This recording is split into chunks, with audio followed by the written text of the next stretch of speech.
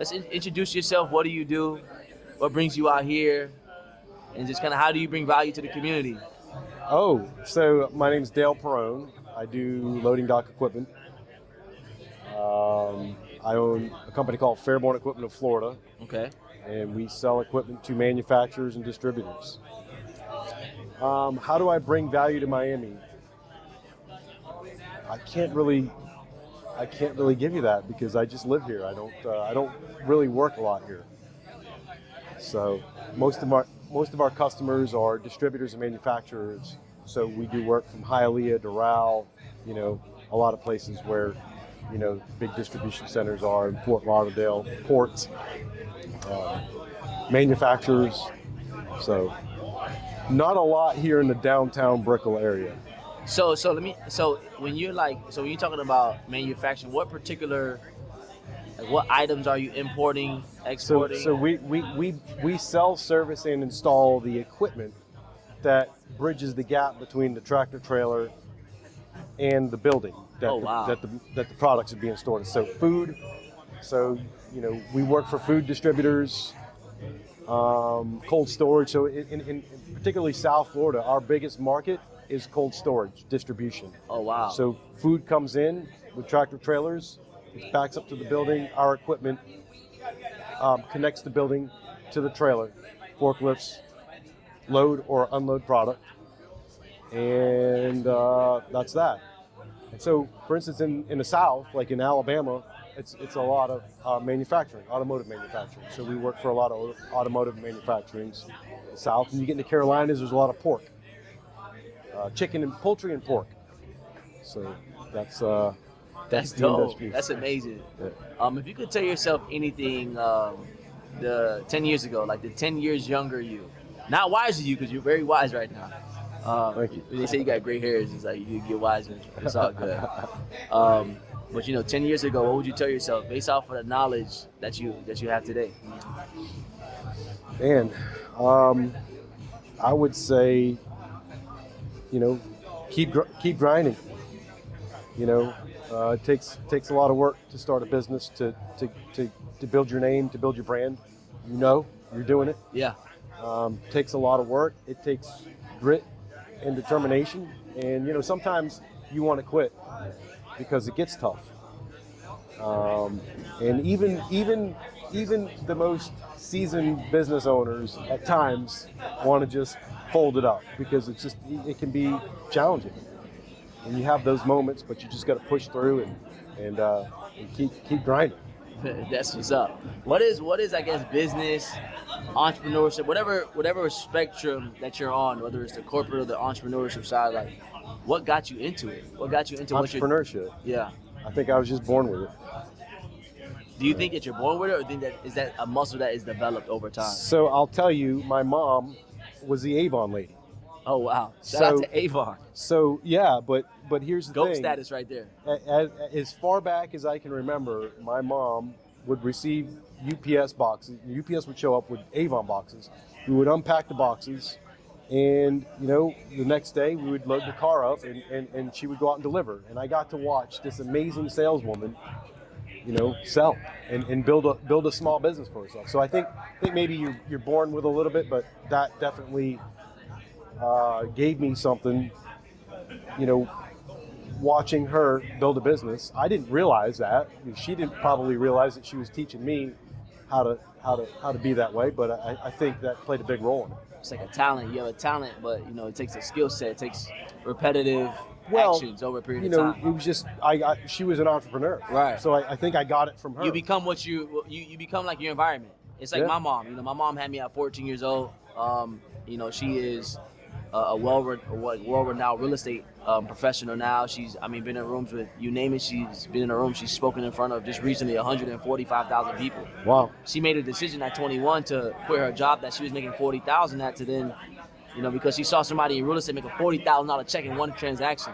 Yeah. And then because I was around her, she raised me. It's like, it's your environment. So I agree with that 100%. You have to visualize it. You have to dream about it every day. 100%. I say this. I say when you think about something, you want to write it, which forces you to read it, and then after you read it, you want to recite it. You always, every day, you want to think, write, read, and recite. It's a good way to do it. If you could do those things, then I think, we'll all be in a more significant place. Sure. So I want to say I appreciate you, man. Thank you so much. I think you have an incredible story based off of what I heard in there in the podcast studio. I think you should do this more, man. Sit down. You got your guy behind you, Ash, rooting for you. So the last question I'm going to ask you is, and that's how we kind of finish it off. If when you hear the phrase, the phrase "secure your future," what does that mean to you? The phrase, the what? The phrase "secure your future." What does that mean to you? Secure,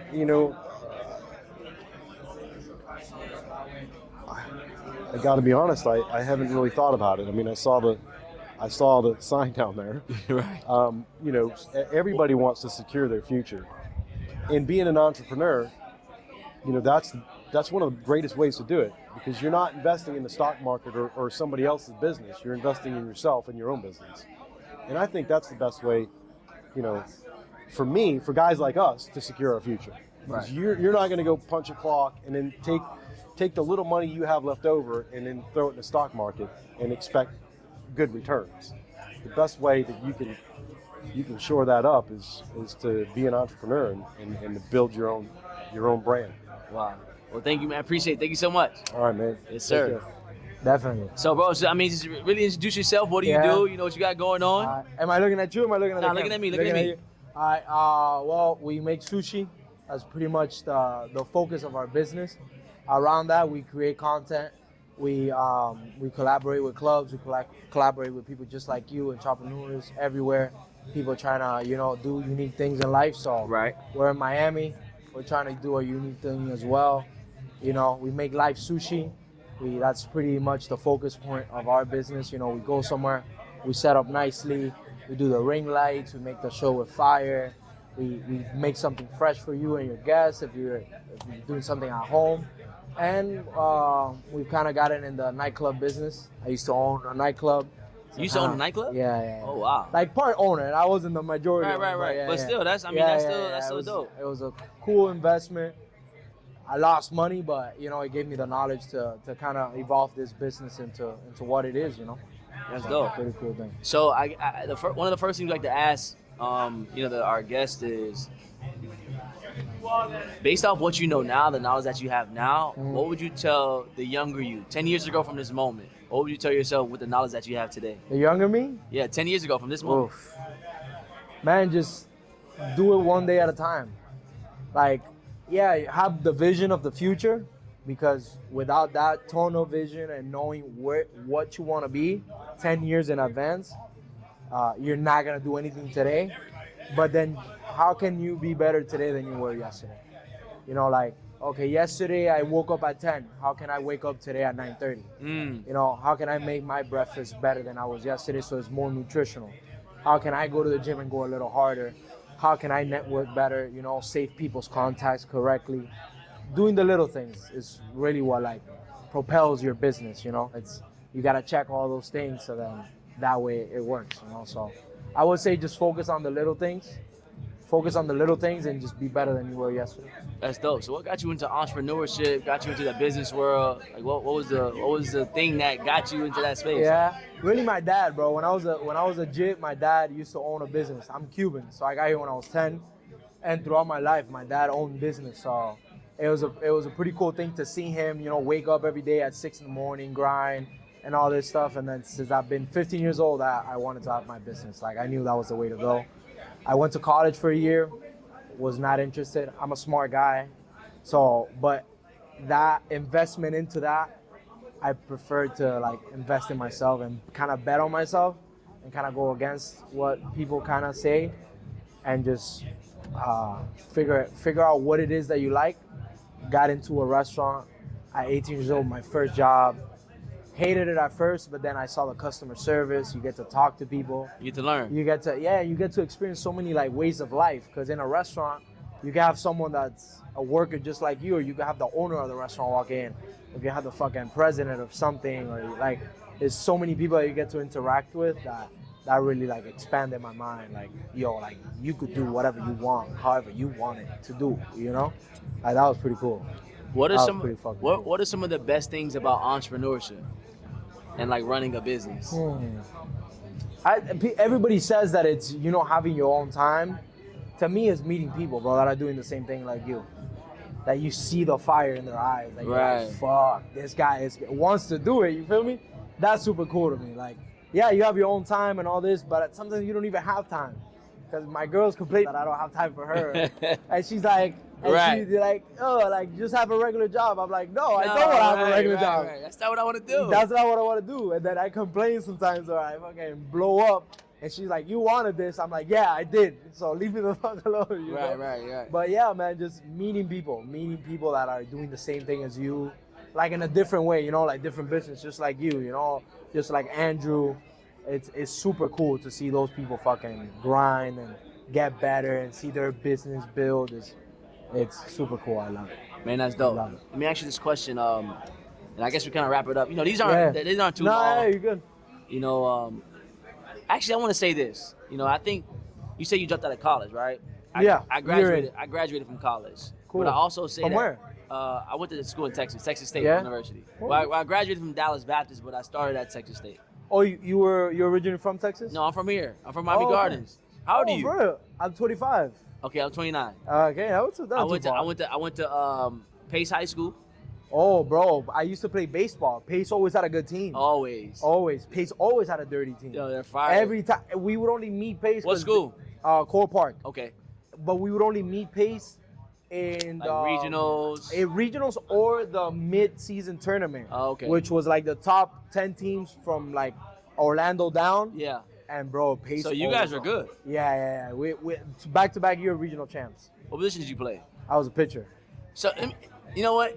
This brings me to ask you, I was going to say, like, college, I think that college isn't for everybody, actually. The only reason why I went to college is because I went and played basketball. I got a scholarship. Okay, cool. So that was my route to do. At the time, what my dream was to play be a professional.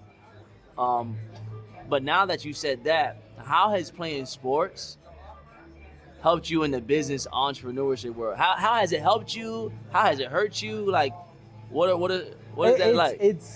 It's kind of like a virtue and like a bad thing at the same time, because I'm always competitive.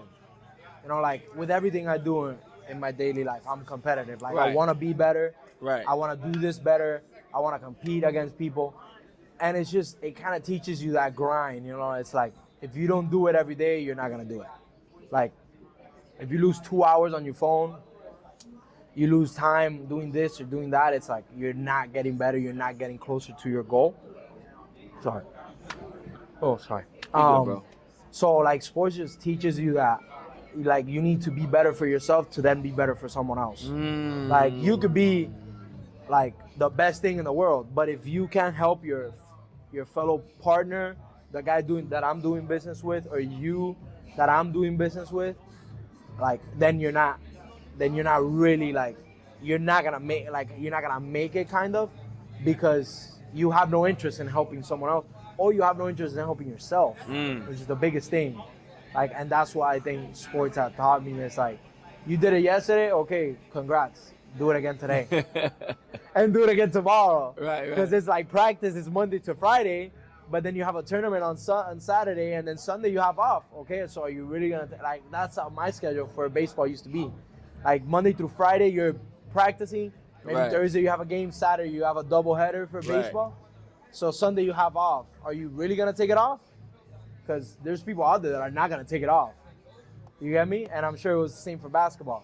It's like, are you gonna take it off? Like, yeah, maybe you take it off, maybe you take it light, but you gotta go do some yoga, you gotta do some stretching, or just run, or eat better. So it's like, that kind of helped me that, yeah, you did it yesterday, great, do it again today and tomorrow. So it's stressing and it's fucking hard sometimes, but it's pretty cool to do it. That's dope, bro, man. Congrats on all your success, bro. I'm proud of you. Same to you, bro. I'm happy to, exchange value with you. And the last thing I'm going to ask you is, when you hear the phrase, secure your future, what does that mean to you? That's actually a pretty cool phrase, bro, that you have. I love that. Congratulations on that. Appreciate that. And I think when you say that, it's like, secure your future is about like what you're doing right now to secure your future. Like, what is it that you're doing today? Just like how I just said, what is it that you're doing today to secure the future?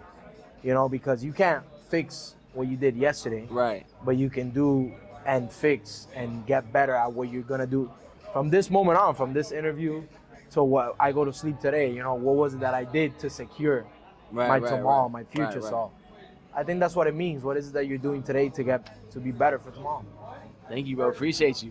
Hell yeah. It was cool to meet you, bro. Man, what's up, brother? How you doing? Wonderful. Appreciate another opportunity. It's about like a fifth one Since when? since for this year that I've made. You've had 50, but it's the fifth one that I got to make. Oh, that's what it says on the thing? No, since we did downtown, we did Brickell, we did the last one. I'm saying so this is like our fifth time. Yeah, fifth, fourth. Fourth. Okay. Fourth, fifth. Fourth or fifth. Either or, Always it's still a great pleasure. number. Always a pleasure. Nah, appreciate you, brother, man. Listen, I just want to say thank you for everything. You know, we're just trying to build here and trying to really figure it out. You know, and one of the things that, you know, we like to ask. Well, first of all, introduce yourself. Okay. What do you do? What's your name? How you bring, I mean, I know your name, but how you bring value to the community? What does Okay. that look like? I'm Christopher. I'm a financial solutions specialist. And what that means is whatever the financial issue is, we strategize and we'll find a solution. And I'm a specialist for that. Whether if it's your credit's messed up and you need to get a house, or you need a microloan, or you need 1.5 million in funding, but the banks turned you down. We go in there and see why they turned you down, and then we fix that, and then we make it so when the banks say no, we say yes. And say the biggest aspect is really trust, because oftentimes, you know, when you die and you got a will and trust, it goes to probate court because it's statutory law. Our trusts are special because they're common law, they're irrevocable, they're discretionary, they have a spendthrift clause, and so when you pass, it goes straight to your beneficiaries. Your judgment proof, your lawsuit proof. So if I were to say it in one sentence, I make individuals and businesses bulletproof, because due to IRS code 643 A and B, you can be tax-free. Because what they do is they defer your taxes for 21 years. So if you're tired of paying taxes, you get put in the trust. Or I know a few people that got divorced and completely ravaged. Well, these are divorce-proof, lawsuit-proof. So everything inside a trust, to make the light really go off, I'd say picture a castle. We've all heard of, you know, Cinderella. We've all been trained with castles. Picture a castle. Inside that castle, though, there's the marketplace, there's a church. So the marketplace is the business, so you'd have a business trust if you have a business. So then now your business is now income tax free for 21 years. If you have real estate, you're still paying property tax. Even if you've got an heirloom home. I helped out a gentleman. He doesn't have a business, nor does he have many other assets, but he has a house. He's paying $6,000 every year for taxes. Times that by 21, that's $126,000 that you're saving. Wow. And so there's got to be a solution. Are you tired of paying taxes? Are you tired of being sued? Are you do you need something that's divorce proof? I mean, Michael Jackson, Aretha Franklin, Prince, DMX, they all had millions when they passed, but it went to Medicare. It went to debt. It was all went to jurisdiction under statutory law. Had they had a common law trust like John McCain or Bob Dole or President Trump, now that's why you can just dissolve the business and it's tax-free. Or you can keep the business. But either way, you know those videos, if you've seen this, it's too late, and they hand it out. Those are common law trusts. They're very rare. We've heard of trust babies. The trust is just a contract. What we put inside the contract is what yields money. So this business here, you put inside the contract, in 75 years, because you'll probably live to be 100 something, but when you do pass inevitably, it's now going to go to your children. So then you may have 6 children. They each get $10K every year because they're trust fund babies, while the trust still has the assets in there generating money. That was some very powerful information for sure. Do you think, because the example you use, and our community, Secure Your Future community, is, I like to say we're a community that is diverse, that is multicultural, multi-ethnic. Right. Red and yellow. Right. And We're very inclusive. Mm-hmm. But once you come into our community, we're very exclusive in terms of we have certain protocols, certain things we want you to know. You want to shield all the info. You don't go out. I'm yelling this from the mountaintop. No. We don't want to shield the info. We want everybody and anybody to come in. But once you come into the community, you become like the community. Oh, I thought you meant in general. No. Our community where And- we don't be helping each other. No, so what I here, want this community. right? absolutely. And what Okay. I want to ask you is, do you think that, and I'm a black man, you know, I'm Jamaican descent. Haitian. All of the examples you used were literally white people or of Caucasian individuals, and then you name the African American or the Black American individuals who don't have, and the other race who does. That's done intentionally. Yeah, but do you think that it's a lack of knowledge? Because I'm sure people know this, or do you think that it is a lack of behavior when it comes to our community being deficit when it comes to I'd the say trust 70-30, laws? because when you know better, you do better. So I know people that have trust. An ex-NFL player, I can't say his name, he sent me his trust, 64 pages. Of our 6 points, he only had one in there. So in that castle had one wall. It was missing all the other ones, and ours had 6 points. So it's like a domed roof and a cement floor that they can't dig underneath. So not all trusts are the same. So it's education on proper trust. I got accepted to Franklin Marshall College. It's $57,000 a year school. This is in '05, and they don't teach any of that stuff there. And so it's partly knowledge, and it's you know better, you do better. And this is one of the many situations that ignorance is not bliss, but it's also what you said, doing also. Most people, once they hear that they can become financially bulletproof, they do. You know what I mean? The only ones that really don't are the ones that really aren't worried about legacy and building wealth. We keep saying financial freedom and financial education. What I do is financial masonry. Because we all get financial educated, but we don't do anything. Get your credit card, keep it under here, but you don't know that having your credit that's proper can now get you a microloan for 6 figures. And if you already have a business or proper trade lines, you can now go get a loan for 1.5 million. And so I'd say 70-30 education, because 1 in 10,000 trusts in the U.S. are set up this way. So all 9999, they're statutory. Because I hear people say all the time, like my NFL friend, I have a trust, I'm good. That was a 2-hour call. Send me over the trust. Not all trusts are the same. And so it's like when you have a teacher, oh, I got a teacher, or a tutor. Not all tutors are the same. Are they doing it because they need to pay rent, or are they doing it because they like seeing that light bulb go off in the student? Some do it because they need the 70 an hour. Some do it because they know the schools are underdeveloped. So if I can tutor and help one at a time and let that light bulb go off, they sleep better at night. You know, so it's really more of a service thing. I don't sell anything. I educate. Most people don't know about these trusts. My grandfather's got a trust.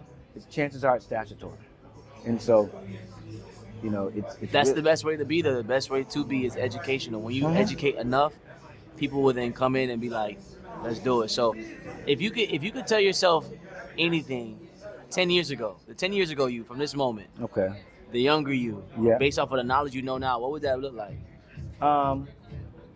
I would definitely have a family and a business trust. I don't have any real estate right now, but when I do, I would set up the charitable foundation trust, because now, if my brother died at 45 last year, no life support, no trust or anything, so you can die early. I would like to know that if I pass, my children are A-okay. Not that I think that they're A-okay, they're bulletproof like John McCain was. They're bulletproof how Donald Trump is. They're bulletproof how Bob Dole was. And so, and like with the examples I gave, you see the melanated ones with money? The King of Pop didn't have one. James Brown, King of Soul, didn't have one. Aretha Franklin, the Queen of Soul, didn't have one. So our quote idols that we're supposed to look at and idolize aren't set up correctly. We're the ones in the shadows like Bob Dole, John McCain. I met Bob Dole one time actually in 2003 when he was campaigning against against Buchanan. And wow. I hugged his wife, I talked to him there, but he was bulletproof financially. And so you hear the Caucasian ones, they know better, so they do better. You can't get much bigger than Michael Jackson when it comes to music. I don't care what color you are. And still, his family went to probate. You think if you got a castle, literally, Neverland, and you got all this, you think that you'd have adequate protection. But no. No, I've got landscapers that have more protection than 90% of the NBA, 90% of the NFL exposed. Because they just had their lawyer do it. Lawyers doing statutory law. So yeah, you got to trust. But you need to talk to me to see, is it a bulletproof trust? Do you have a castle with one wall on there? If I'm the enemy, IRS is going to go around this way. Medicare, when they want their bills, going to come around this way. Bill debt collector is going to send paratroopers in you're not protected. Right. The best thing to do is be protected. So 10 years ago, mid-20s, I would say, with this one time, because we all have money sometimes and we mess it up. So I've had it and lost it. One of the times when I was younger in the 20s, I would have put this up and it doesn't go away. You don't have to, for 21 years, then you just renew it. So being in my 30s, I might renew it twice, maybe 3 times if I'm lucky. But I don't know if I need another 63 years. Give me 42 years, my daughter will know. She'll renew it. She'll teach her daughter, my son, they'll renew it. Because I'll be the trustee and the steward. They'll be the beneficiaries. When I pass, they'll now go to the board table and they'll be the trustees. Their children will be the beneficiaries, so on and so forth. And they just keep rolling this over. And that's how you build the legacy, actual key protection wealth. Because you could have 4.5 million right now. You pass, your family may have 150,000 done incorrectly. And so you've got the wealth. Wealthy people will say rich people are good at getting the wealth, but they don't know how to protect it and keep it. Those ones the few wealthy ones that I said, they know. They don't teach this in regular schools for a reason. Wow. Probate makes billions, if not trillions. Man, I mean, my family's in real estate, so we hear about probate all the time, especially when it comes to homes and. If they're in a trust, if everybody's in a trust, that probate company wouldn't exist. Exactly. But I think it's further education. That's why we want to be 100%. here. That's why Secure Your Future is a thing. That's why we want to highlight, people in business and entrepreneurship like yourself. So not only, are we being entertained by what we're doing, but we're being educated.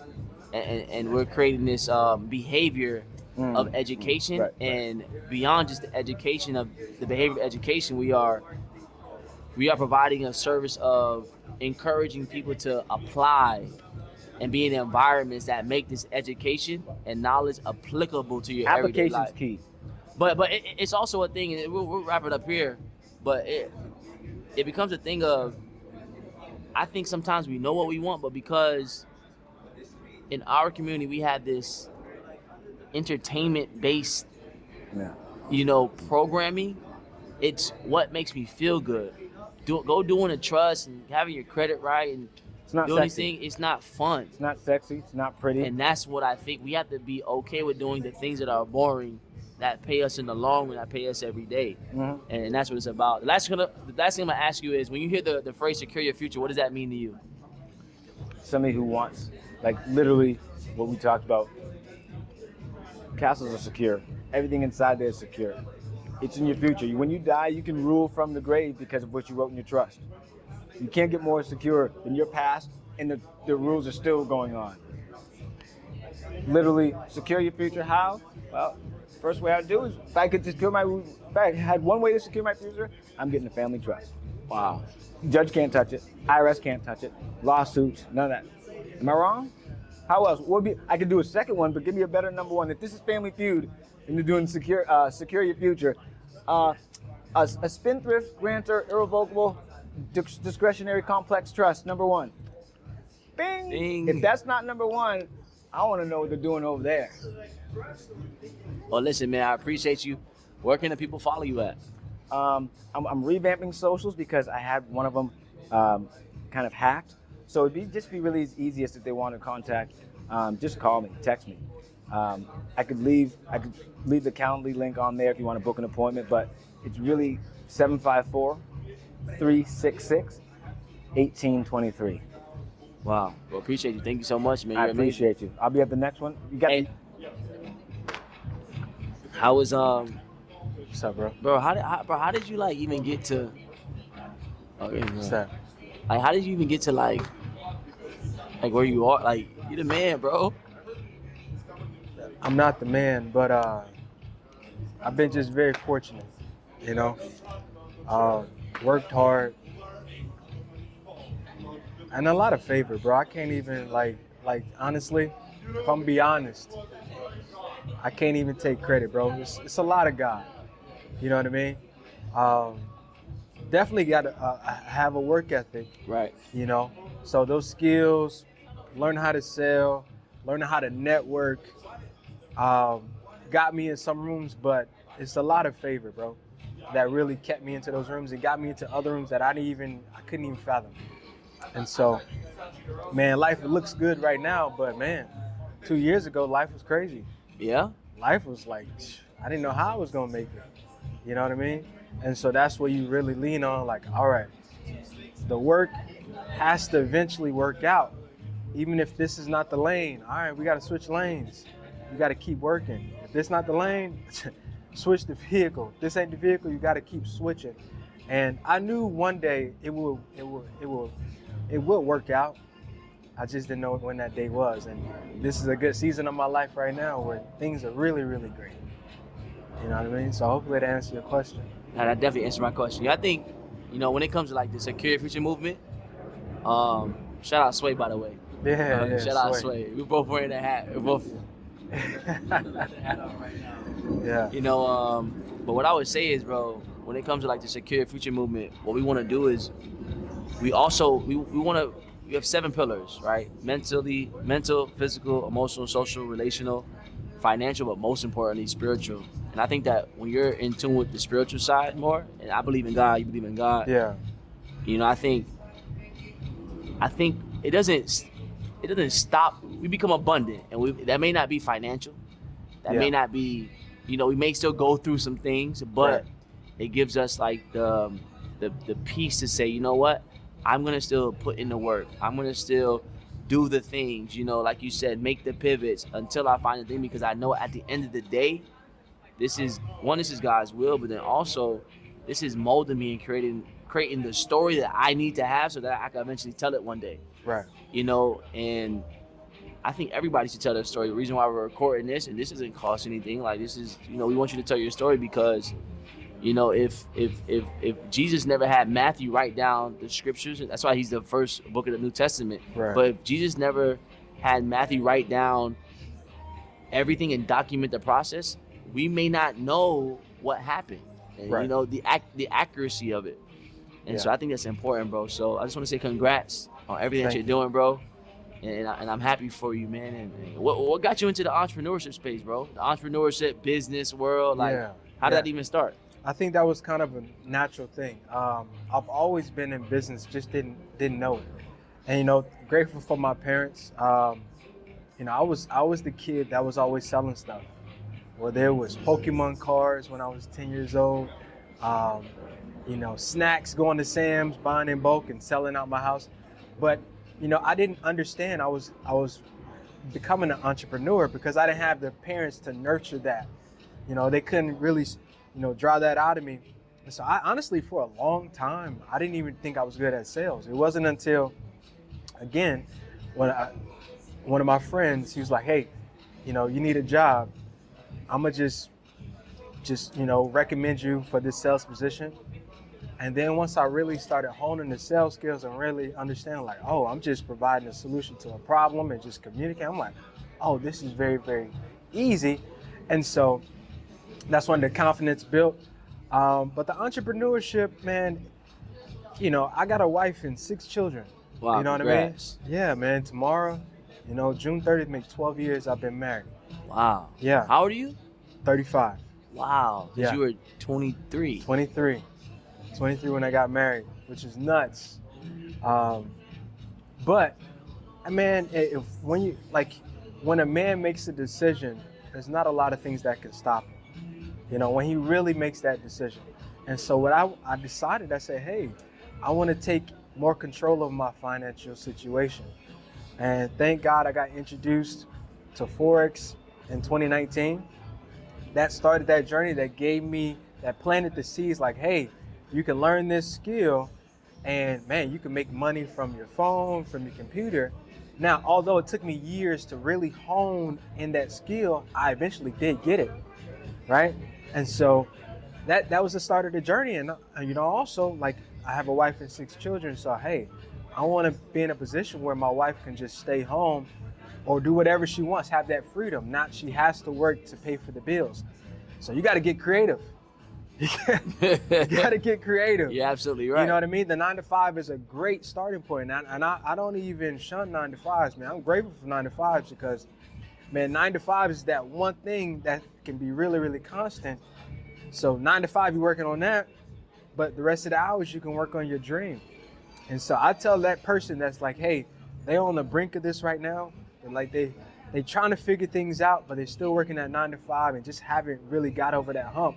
continue to work that 9 to 5, because more than likely you can kind of do that in your sleep. So just do that, but really work hard. And eventually, as long as you keep knocking, the door is gonna open, bro. Like, that's just the principle. If you keep asking, like, you're gonna get an answer. Right. Like, if you keep seeking, you're gonna find, like, that's just the principle. And so I just kept seeking, asking and knocking, like, and then I figured it out. And then, you know, trading was the first thing, and then becoming an affiliate marketer, that just opened up so many other doors and so many opportunities. And that's when it really just took off. And so I know that was a long, roundabout answer, but hopefully, you know, you got No, some that was value, a great answer. value out of that. I think one of the best things that, you know, in the entrepreneurship business space is like, you kind of make your own path, you know, and as long as you do keep knocking the door, the things will fall into place how they need to. What are some of the best things that you love about entrepreneurship? And also, what are some of the cons that could be different? What? I'll start with a pro. It does give you a lot of flexibility and freedom. You know, with Yeah, your you're here in time. Miami right now. Yeah, Just off a whim. And Amari had this event, and I hope you guys support Amari's events. He's really trying to bring entrepreneurs and provide an environment so entrepreneurs can win. Like, that's his heart. So if you're in the Miami area and you get those messages, support. Okay? I mean, 9 times out of 10, he ain't even charging. So at least come. 10 times out of 10. 10 times out of 10. So there's a lot of flexibility. So, you know, because, you know, I can work from home remotely. I can be home with my children. You know, my children are homeschooled, so we can just take off if we want to take a vacation. We don't have to check in with the school. Wait. Yeah. How is the homeschool thing? Yeah, man. So homeschool thing's great for my wife. You know, like, that's something that's not for me to do. But my wife, she made a decision before we even had children. She said, "Hey, I want to homeschool." I said, "As long as you figure it out, and ain't no pressure on me, let's do it." And that's literally been a blessing because, man, you know, if we want to take a cruise, we want to just bounce, we can do that. And because I work remotely, all I need is my phone or my laptop, and I'm good. You know. Now the con, there's a myth like, hey, you know, you quit that 9 to 5, but entrepreneurship, you might be working 24/7, especially at least the first few years, just trying to get everything off the ground. So, you know, just be okay with that. But understand this, the work works. And as long as you keep asking, seeking, and knocking, you eventually figure it out. And you won't have to work as much. That's dope. So you just start collecting checks. I love Daily. it. Just start collecting checks. Start collecting checks. Now, where they come from, they coming. Hey, man. Let's go. Yes, sir. If you could tell yourself anything 10 years ago, based off of the knowledge you know now, 10 years ago from this exact moment, what would those things be? What would that thing be? What does that look like for you? Yeah, think bigger. Think bigger, faster. You know, and that's probably something I can tell myself now for my 10 years, you know, in the future. Just continue to think bigger and think faster. Because again, you know, I don't know where you guys are on your spiritual journey, but I just believe, like, you know, He has my best interests at heart, and He gonna work everything for my good. And so if I'm like, hey, I want to make, you know, $50 million in the next 12 months, you know, that's just a goal, but you got to speak it, right? And I may make 20, but in my mind, my belief could have been like, man, maybe $1 million is great because I never seen $1 million before, right? So you just got to think bigger, faster. And what will happen if you continue to tell your vision, speak it out loud, you'll notice the right people to come around that have the skill set that you need, and that actually get you there quicker. And then a year from now, you'll be like, man, oh, that was crazy. How did that happen? And so that's what I would tell myself. Yeah, just think bigger and think faster. I'm just taking it all in, bro. Man, it's you have a lot of wisdom, and you don't really talk much. Yeah, man. But when you speak, people actually listen. Yeah. You know, I think people have this thing where it's like for me, I'm very high energy, very positive, right. Very you know, I could be a little bit rambunctious, you know, talk a little bit more than most. but my energy and my spirits are always high, right? Yeah. You have the gift of, I believe, I have the gift of bringing people together. Yeah. You have a gift of imparting wisdom into people and just how you walk. Yeah. Like you walk with a level of like clarity, a level of wisdom. It's like you can sense it from afar away. And I think, that's important to know, that people can have different character traits and still bring value and still align in a certain thing. Absolutely. And in entrepreneurship and business, you don't have to be the cookie cutter thing. You don't have to be the thing that everybody's trying to be. No. Right. What you do so well is you're you. And what Yeah. the best entrepreneurs, the best business people in the world do is they're them. And they Yeah. attract the audience that is for them. You don't have to go and search for the people that, and that's why this year, like, because I was, for a long time, I was searching for people. Like, you know what? Let me just create my own thing That's it. and build my own tribe by giving value. And speaking of value, what is your idea of the importance of giving value? Maybe even before you get paid for the value. Like, how much value do you think that you put out in the world before you've gotten to a level where you're saying, man, wow, it's really paying off? Yeah, man. Oh, yeah. Those nights when you're just grinding, I remember when I was in a network marketing company and I was doing 4 or 5 calls a day, and it was just me on that. You know what I mean? But you built those reps. That's what builds the character.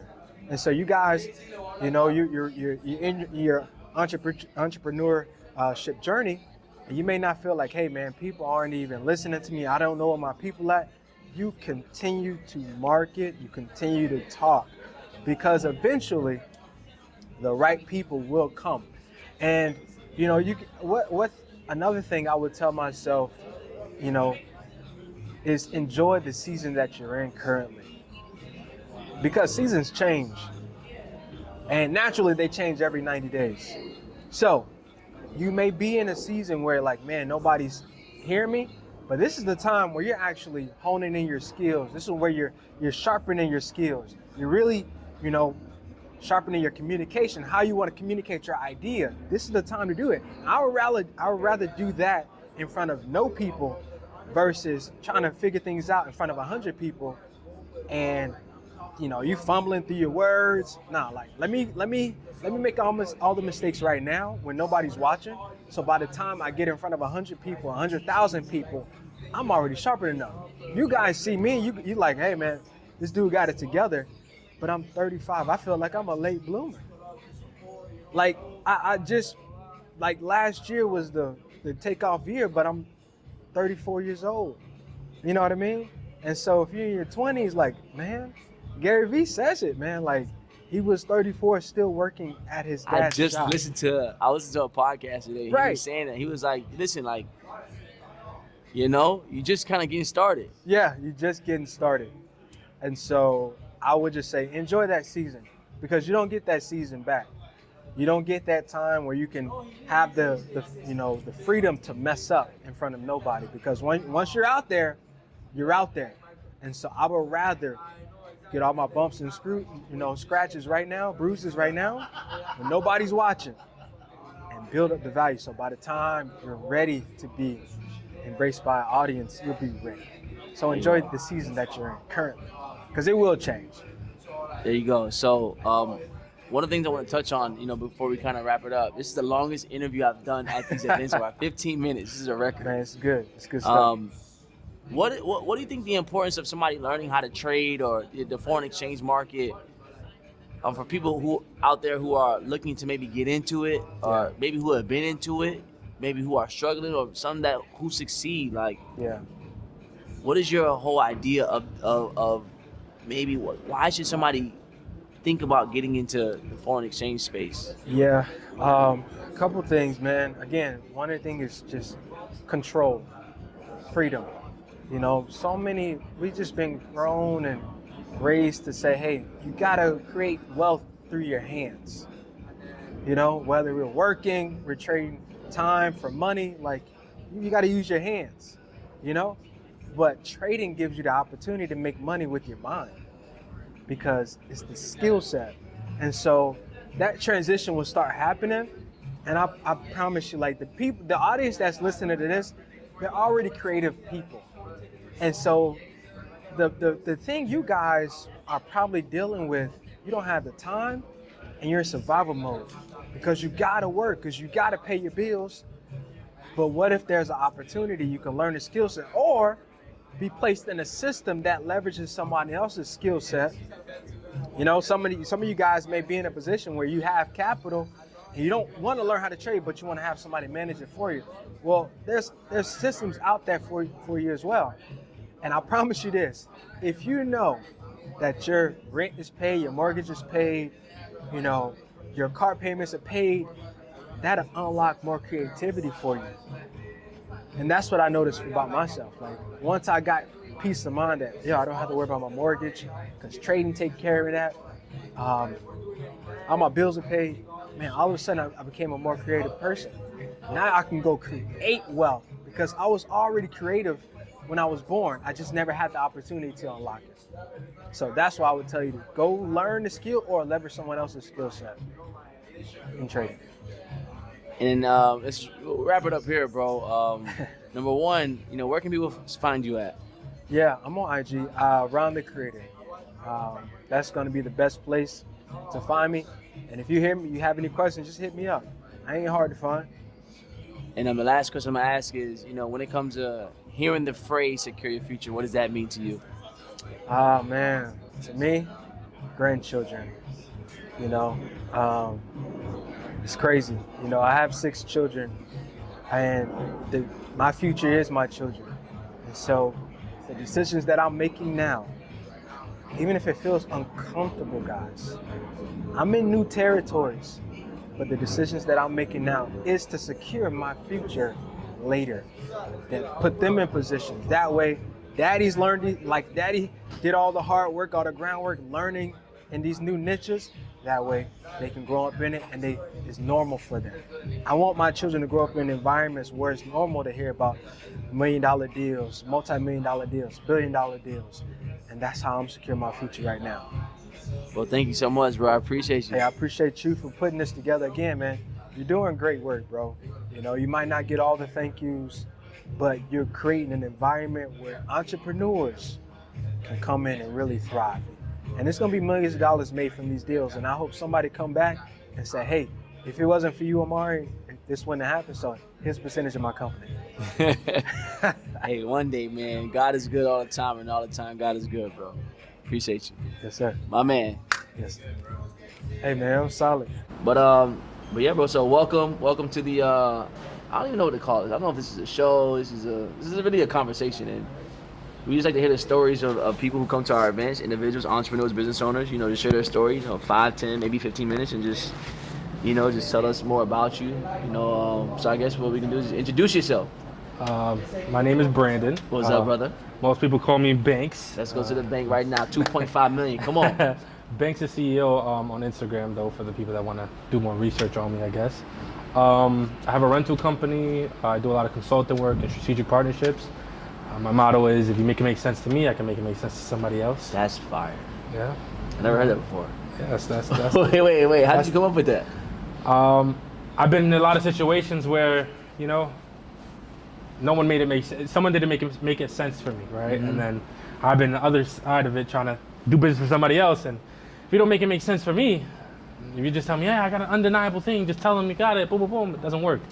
If you don't make it make sense to me, I can't make it make sense to somebody else. You know what I'm saying? Or for example, like, you want me to connect you with someone that's going to give you $250,000. And you're telling me I'm only going to make 1,000, 2,000. It doesn't make sense to me either. And it won't make sense to them. Exactly. No. Now that makes sense. Yeah. That makes a lot of sense. Every transaction is a mover. It's a train, right? Every train needs oil, right? The oil is what you put in it, that's a necessity. So if you want me to get you to point A, point B, you got to put something in the tank to make it make sense, to make it move, make the train move. If not, we're going to stay there all day. So what got you into entrepreneurship and got you into this business world that you're in? You could silence that if you want to, by the way. And I'm gonna keep this in there. This is I'm doing an interview outside. Come to the roof. Bye. Yeah, bye. Hey, live in effect, answering phone calls, making it happen. Let's go. My bad. Nah, you good, brother. What made me want to do it? I grew up in the Bronx. That being said, 95% of all my friends, people that I grew up with, chose a different path in life. No discredit to any of them. At the end of the day, they got their own responsibilities and what they got to do with their life, right? And for the people around them.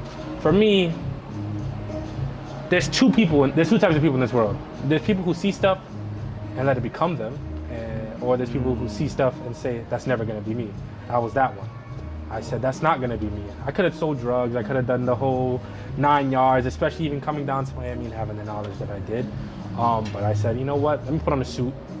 Let me put on a tie. Let me show somebody that it could be different. The only difference between the average person and the person that makes $1 million is what they decide to do with their time. If you look at it like this, one of the ways that, even society today, they perpetuate it, it's like, the only way you're making it out is if you have a ball or a pen. What that means is, the only time you're ever gonna get far in life is if you have a basketball or if you're some type of artist, an entertainer. The thing I never like about being an entertainer is you only making money until you stop being an entertainer. Like, once you stop being an entertainer, nobody wants to give you nothing. Right. Nobody cares what you've done in the past. Most entertainers don't even make most of their money off of the music. They make most of their money off of the fan base they built from the music and other things. Exactly. So if you apply the same determination to be a businessman, a doctor, a surgeon, you know what I'm saying? Even a dentist, a construction worker. There's construction workers out there making over $100,000 a year. Your average artist does not make that. I'll tell you right now, no, they don't. No, it's all advances in credit. They have to pay it back. They have to pay it back. And I heard that they're some of the worst loans ever. They are. And you have zero ownership. Zero ownership. So why do I sit here and put on my time and my human capital into making money for somebody else when I can just do it for myself, right? The biggest issue when you ask people when they come from those like low income neighborhoods, like what do you want to do in 10 years? They don't know because they don't have no guidance. They have nobody to look to.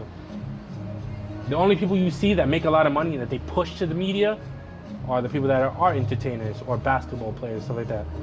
Nah, there's other people that chose the business route and was like, all right, yeah, this is what I'm gonna do. But they're not pushed out there in society like that. Look at all the public speakers in the world. All the public speakers that you know that make a lot of money and that are public speakers are, hey, realistically speaking, and no problem with that, but that's what's pushed. Shout out Eric Thomas. You know what I'm saying? But a lot of the major ones, 100%, I get it. It makes a lot of sense. And I think just with people who look like myself, who look like you, who come from where we come from, my family's from not the Bronx, but from New York as well, Queens, hailing from Jamaica, the island.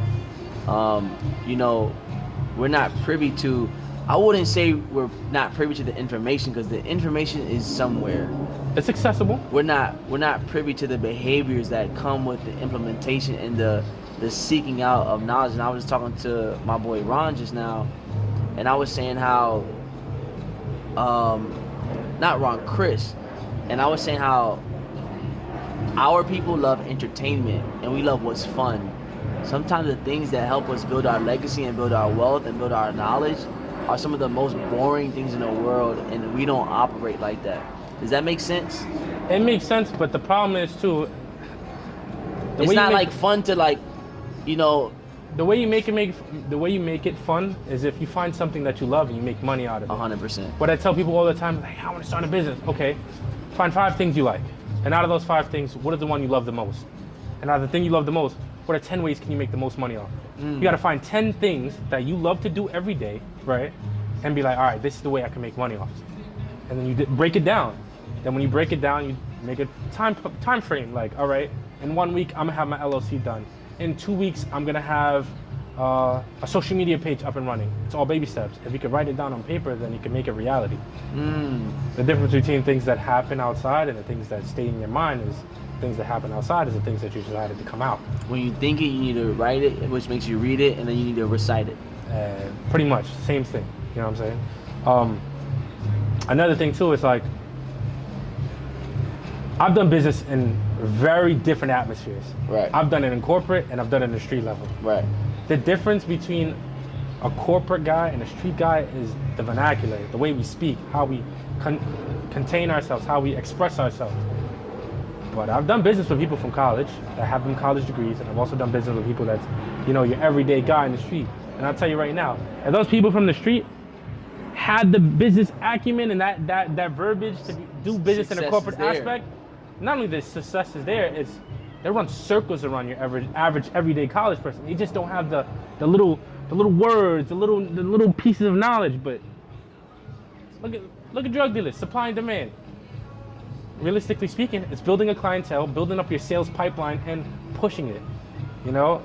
What is the difference? There's no difference. It's just how you carry it. You can either be a corporate guy or you can be a street guy. Like pharmaceuticals, the people that went to college are allowed to go down the legal way and make billions of dollars only because the government decided, hey, that's legal today.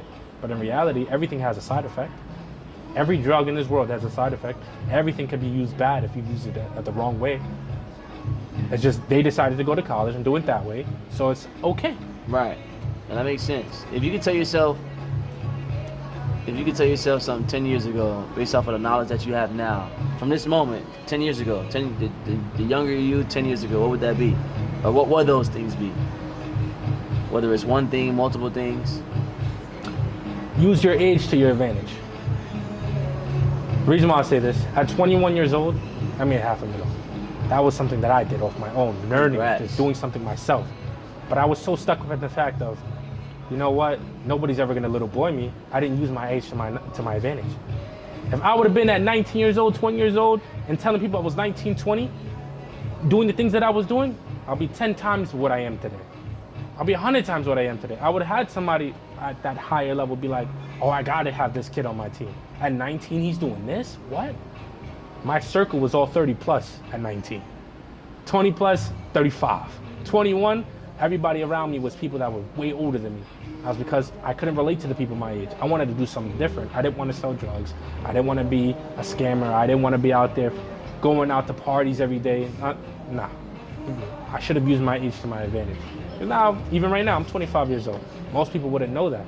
Most people, when they see me, I have my suit on, you think I'm 28, 29, 30 years old already. Nah, I'm 25. But because I carry myself in such a manner, you're like, I'm not to be played with. And that's how I saw it, even when I was younger. At 19, 20 years old, I was not to be played with. No. My age is nothing. I have knowledge, and I know what I'm talking about.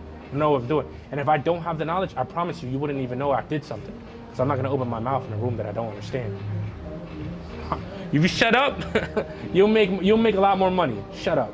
That's another thing too. I would have told myself, shut up. The amount of people that are 10 times older than me that have used my knowledge to make hundreds of thousands of dollars and never give me $1. Yeah, no. Shut up and use your age to your advantage. I've been in rooms that most people dream of. There's people twice my age that call me big bro. I'm 25. It's a fact. And I've lost. Don't get it wrong. Don't get it twisted. I've lost. But I tell you, if I would have used my age to my advantage, I would have never taken the L's that I did.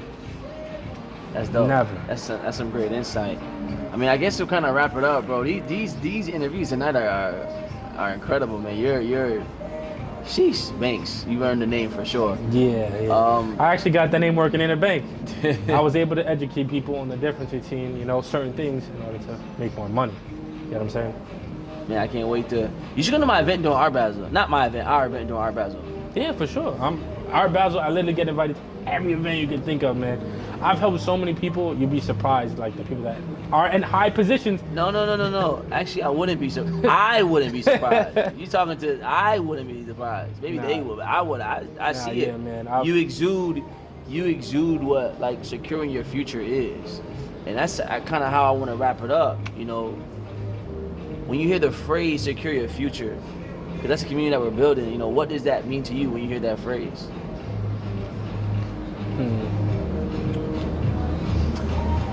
The biggest killer of a dream is tomorrow. If I can leave it off with anything.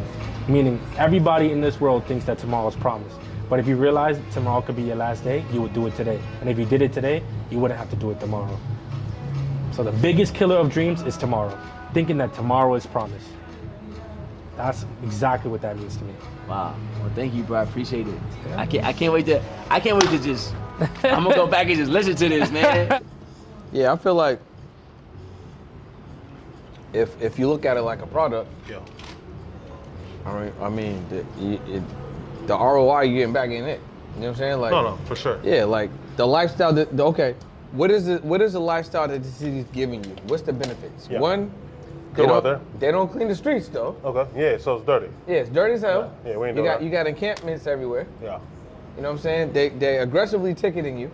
Yeah, no, we ain't doing that. Right, we got a lot of commercial real estate eyesores, meaning when businesses left from COVID, Yeah. they still vacant. Yeah. You know what I'm saying? People out there robbing. People like are in crazy. daylight. Yeah. You know what Broad I'm day. Yeah, people are robbing To in this daylight. day. They don't care. You know what I'm saying? Yeah. And honestly, in LA, right? Cops is interesting because like in LA, you can like unless you're doing something like wild, the cops is kind of like letting you do what you want. And that's scary, right? 'Cause Yeah, that's literally the wild, wild west. Yeah, like at that point. unless you literally like doing something right in front of a cop, Yeah. they kind of it ain't. And really, even at that point, they might still let you go Yeah. because it's like, what's the worth of their life for trying to stop you running out the store? You know what I mean? Mm-hmm. With some Nikes and I'm losing life. And nah, go ahead, take yeah, Nikes. it ain't even worth it. So it was an easy decision, bro. It's like Yeah. if what I pay here, if I pay the same thing in LA, I'm literally getting the same thing that I'm paying for, but Yeah. for less. You just paying more money. You know what I'm Exactly. saying? You're not getting nothing more from what you're paying. You're just giving them more money. Yeah, that's exactly what I felt Yeah. like with New York. You know what I mean? Then, you know, you pick your head up someday and you're like, wait a minute, what am I doing? Yeah. Like, I don't like it here. Things are expensive. I'm on the subway and fighting with homeless people. It's snowing. You got to walk 10 minutes to the subway. Now your clothes are all wet. Now you're getting on the subway, driving hours. Someone jumped on the railroad. You ain't got to deal with none of that Yeah. over here. Like Yeah. I wake up, I look at the ocean. I'm on my balcony. I'm overlooking the city. I'm cool. I'm good. Go handle my business. Come back. Nice and peaceful. Every day consistently. Nice neighborhood. Locked off. We're good. Yeah, you can walk around. There's good-looking women. Always. Everyone's in shape. Always. You know what I'm saying? Like the city. I mean, it's not as open as New York, where like New York, you can find a hella shit for 24 hours. Yeah. But it's pretty late here. Yeah. There's definitely some late night spots. Oh, no, definitely some yeah, vibes. 2, 3, 4, 5 a.m. Yeah. I You know mean, what I'm saying? and also, if you're really trying to get to the bag, it's like, how late are you really trying to stay open? You know what I 100%, mean? Like, yeah. so, good vibes, good people. Like I mentioned to you, it's been 4.5 years out here. It's been the best 4.5 years of my life. You know, people in New York were like, oh, people are gonna be mean out there. It's expensive out there.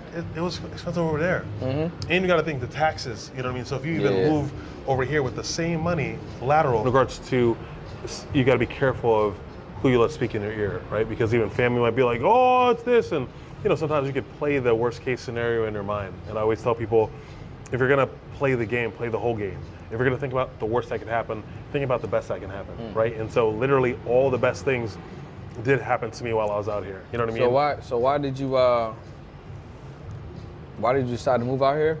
And then you said this has been the best 4 years of your life. So what are some of the best things that happened within the 4 years? Yeah. So originally I came out here because I was working for a headhunting firm over in New York City, and then I just got an insane offer out here. You know what I mean? So I was like, if I'm doing the same exact work and the quality of life is so much better out here. Yeah. I was like, why would I not? I literally wake up and I can see the ocean from my bed. 100%, That's bro. undisputable. Crazy. You know what I mean? Like, no friends from New York, like, you ever think about coming back? No. Why would I do that? You know Yeah, facts. what I'm saying? Like, I gave all my brother all my luxury trench coats, and he's like, I can have these forever. I ain't never come back. I don't own any jackets, and I'm happy about it. Yeah, So, yeah. And then what about being here? Like, what has made it the best 4 years? Yeah, I'd say the opportunities, and the opportunities also have come from the great people that I've met, like yourself, right? But in New York, it was very much crab in the bucket mentality, right? Where people are a lot more willing to help you out here. So that's why I've been able to excel so much faster in 4 years than the 7 years I was out there. Nah, I would agree with that. I think out here, that's probably one of the biggest reasons why I moved out here, because Besides me, I didn't know you. So you didn't know me before you moved here. I did not. I did Before not you know. moved here, you did. No, see, so you just jumping in the conversation without really hearing the whole context. So I started coming here Yeah. like 10 months ago. Okay. You know what I'm saying? And I was coming consistently. Yeah. But every time I came here, I either made money, Yeah. made connections, Yep. or was in a really good environment. Right. One of the three always happened. Yep. Right? And I always ended up extending my trips. Yeah. So I come out here for 3 days, end up staying for a week. Come out here Yeah. for a week, end up staying for 2 weeks. Yeah. You know? And then meeting people like yourself, even right here. Like we Yeah. meet for the first time, we making a video, we're making content. That Right. don't always happen. Up north, it ain't necessarily happening like that. Definitely right? not. meeting people like Amari, and just being able to just build something quick. Right. You know, like I did 2 events here, and people showed up. Actually, no, 3 events now. I've done 3 events here. Yeah. And people showed up that I didn't even know. Right. You know what I'm saying? Just because it was here. It's the power, right? Now doing it in LA, like I've done events in LA, but it's just different. Yeah. You know what I'm saying? Would you say more resistance over there? Yeah. I would say it's just here. I feel like you catch more energy and catch more momentum. Yeah. You know what I'm saying? Very true. I feel like in LA, yeah, there's different pockets of people doing different things, but I feel like you're on like Cali time. Yeah. In the sense where it's like everyone feel like they can catch the next one. Yeah. I mean, in Miami on the East Coast, so it's like people are like, they're still, even though Florida a little slower than being up north, people still here are still going get after to it. things. Why? Yeah. Because that energy moved down here. Right. You know what I'm saying? So I feel like that's what you're gonna get. You're gonna get that energy with what the city has to offer. For sure. You know? For sure. And it's like, bro, it's clean out here. Yeah. Like we said earlier, beautiful people, good energy. You can walk around. So I feel like that's still dope from like the East Coast. For sure. Being in New York, Boston, I like walking, so you can get out and walk, do Especially stuff. if you're like in Brickell or other spots, you know what I mean? Yeah. So yeah. And then, like you said, being able to see the ocean is priceless, bro. That right there. Yeah. 'Cause you gotta Yeah.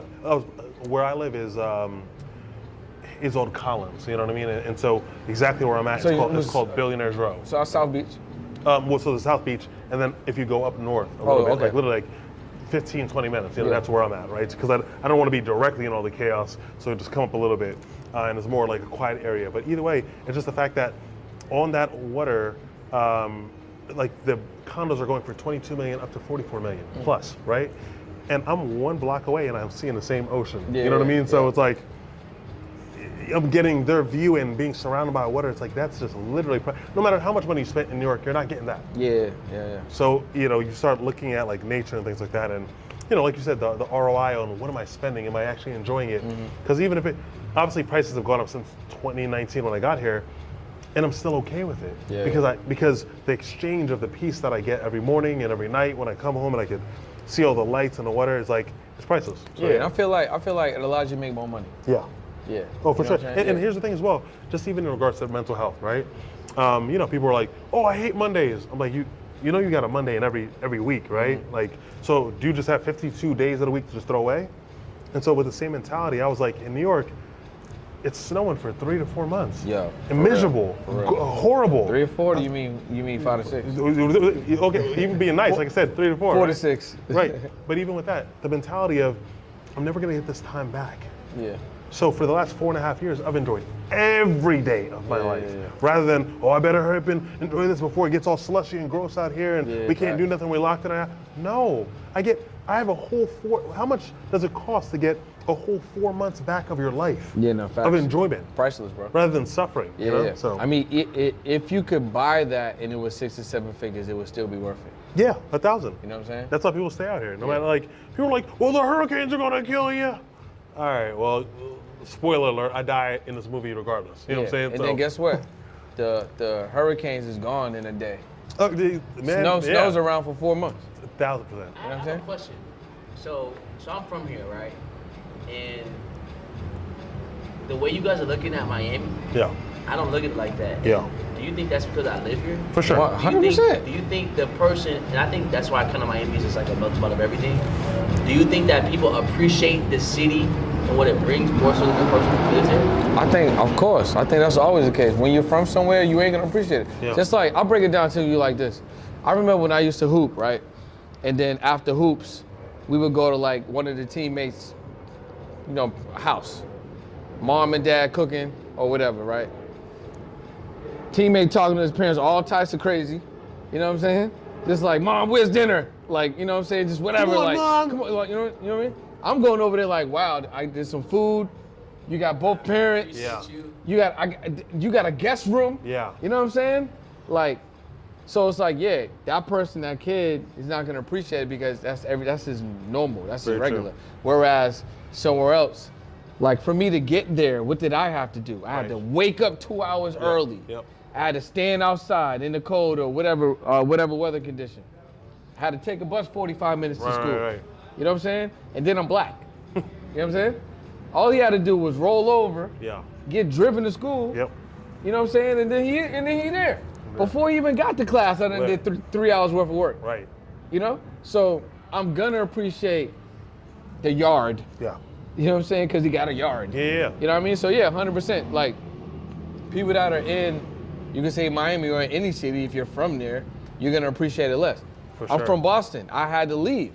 I appreciate where I come from more now as someone that visits the city that I come from versus me living there. Yeah. And I feel like that's what happens. People that come from a city, a good percentage of them, I won't say everyone, but I feel like a good percentage of them take it for granted, and they're a little bit slower, a little bit lazier to take advantage of what's available because they come from here. Yeah. Back at home, I just looked at, a couple of my friends' Instagrams recently. They getting married, they having babies. Why? Because you haven't changed your energy and frequency. So the next thing for you to do is just that. Yeah. You just You know fall what I'm into saying? it. No, and then once you have that, what are you doing? Now you lock. That's it. Yeah, Now you yeah. just You just cash buying in your time. life, yeah, to a certain now you're degree. just buying your time. And so I would definitely say that. for Yeah, sure. yeah, and to the same degree. My father's from Sierra Leone, West Africa, and he had mentioned that, to the same degree, my father's from Sierra Leone. He always talks about the people over there come here and they smell the opportunity, and I'm like, oh, that's crazy, because he would always see these, respectfully, white people on the ground. It's like, y'all were born here. Yeah. Y'all have so much privilege here. You know what I mean? Where I literally took my family to, West Africa, where he's from, and literally was looking in the mud huts that they were living in. You know what I'm saying? No electricity, bro. 2023, and the lights are still going out in the regular city for hours. You know what I'm saying? So even the ability to have like an online store and make 100,000 in 3, y'all don't even have that opportunity. Yeah, facts. You see what I'm saying? Yeah. So that's why it's like just coming here and living in Minneapolis where it's freezing again for 6 months out of the time, negative 25, try that. And then coming here and having sunny days every day, bro, that's like that's priceless to me, so just grateful for it. I would agree with that, bro. Let me ask you this question. When it comes to like, so what I've seen from both of you guys is you guys have taken whatever opportunities that you have, sort of kind of like meet in a smaller way, but that's perspective.